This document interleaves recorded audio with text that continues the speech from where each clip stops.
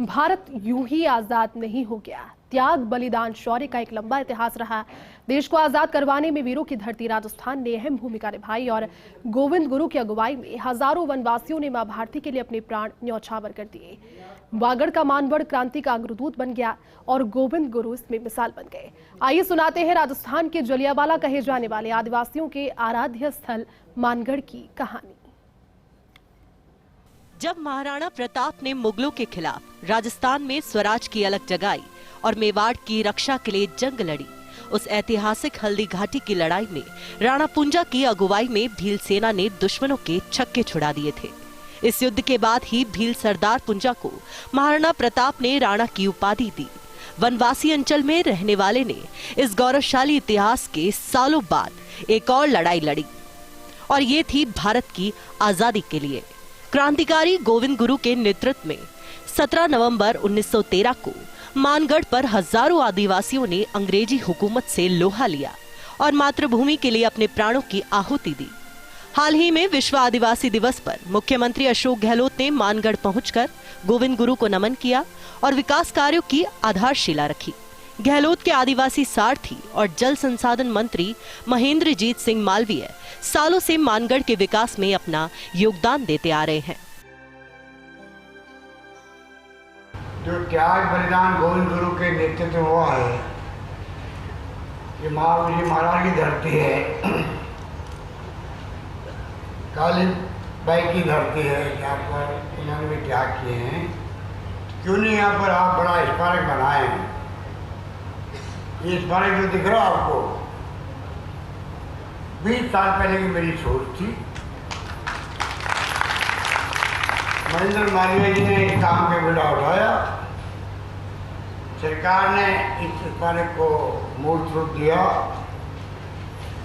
और जब दूसरी बार मुख्यमंत्री बना तब इसको पूरा करवाया और मैंने इसका उद्घाटन किया था। इस पहाड़ी के ऊपर 1500 आदिवासी भाई और बहन तड़पते रह गए, मर गए, उनके दाह संस्कार नहीं हुए, उनके परिवार ने लाश कहां पड़ी है इसका पता नहीं था। इतना बड़ा नरसंहार हुआ, लेकिन ये इलाका आदिवासी है, ये इलाका किसी जमाने में जंगली था, अनपढ़ थे हमारे भाई और इसलिए इस हमारे इतिहास को उजागर नहीं करा सके। लेकिन इस इतिहास को उजागर करने में अगर किसी का योगदान है तो उसका नाम है अशोक गहलोत। वागड़ में आदिवासियों के अगुवा गोविंद गुरु ने स्वराज के लिए कार्य किया और वे गांधी के विचारों पर चलने वाले व्यक्ति थे। गोविंद गुरु का संदेश था स्वदेशी, सच बोले और दुर्व्यसन मुक्त जीवन जिए। उनके आंदोलन को भगत आंदोलन कहा गया। आदिवासियों के बीच उन्होंने जब इन विचारों की अलग जगाई तो स्थानीय अंग्रेज रेजिडेंट और रियासतों के कान खड़े हो गए। बांसवाड़ा, डूंगरपुर, ईडर, सुंथ में गोविंद गुरु का प्रभाव बढ़ता गया और उनके अनुयायियों की संख्या 6 लाख तक पहुंच गई थी।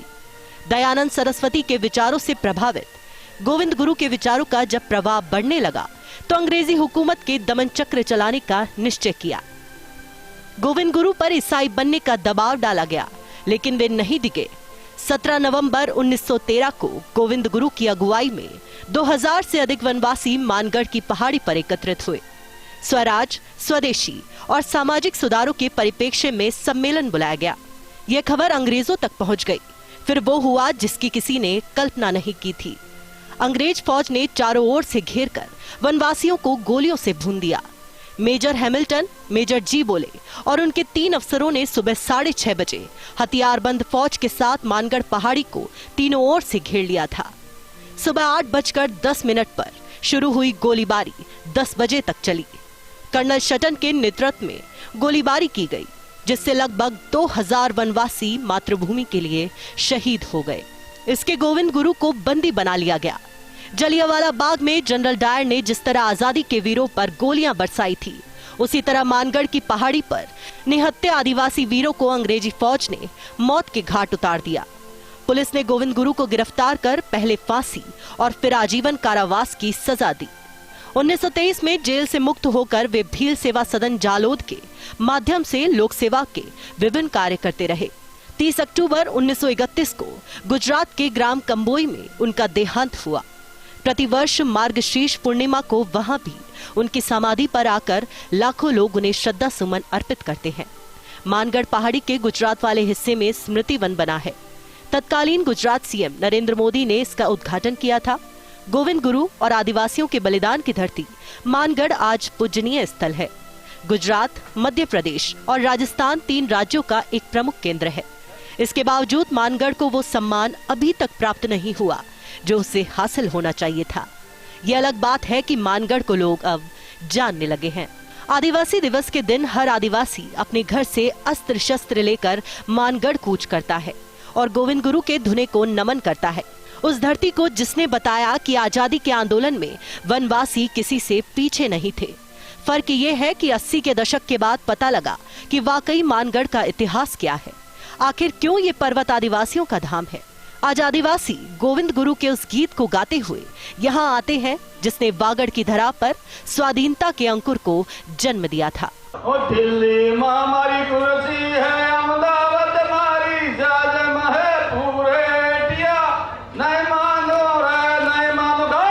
दिल्ली मां मारी कुर्सी है, अहमदाबाद मारी जाजम है, पूरे इंडिया नहीं मानो रे नहीं मानो। कामई मां मारो द्वारा है, दौलत मां मारो जापो है, पूरे इंडिया नहीं मानो रे नहीं मानो गो। आज़ादी के आंदोलन में जलियांवाला बाग तो सबको याद है, लेकिन राजस्थान में भी एक ऐसा जलियांवाला है जिसकी जानकारी कम लोगों को है। लेकिन अब धीरे धीरे ये धाम भी क्रांतिकारी और आज़ादी के वीरों की कहानियाँ सुना रहा है। मानगढ़ का इतिहास आज अमरता को साबित कर रहा है और नई पीढ़ी को ये बता रहा है कि किस तरह गोविंद गुरु और हजारों आदिवासियों ने भारत की आज़ादी के लिए शहादत दी थी। कैमरा जर्नलिस्ट सुरेंद्र के साथ Yogesh Sharma, first India news, Mangarh.